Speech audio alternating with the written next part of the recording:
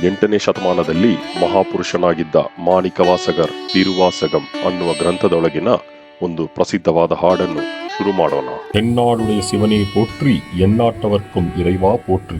ಎಲ್ಲರಿಗೂ ನಮಸ್ಕಾರ. ನಾನು ನಿಮ್ಮ ಮರದೊನೆ. ನಮ್ಮ ಭಾರತ ಒಟ್ಟಾಗಿ ಆಚರಿಸುವ ಮಹಾಶಿವರಾತ್ರಿಯಾಗಿದೆ.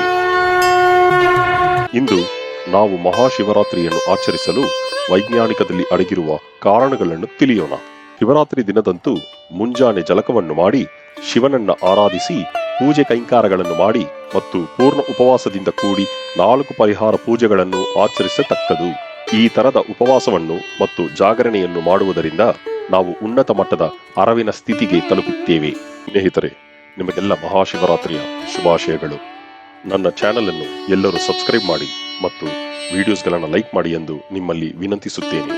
ಸುಖದಿಂದ ಮತ್ತು ಸಮೃದ್ಧವಾಗಿ ಬಾಳಿ ಎಂದು ದೇವರಲ್ಲಿ ಪ್ರಾರ್ಥಿಸುತ್ತೇನೆ.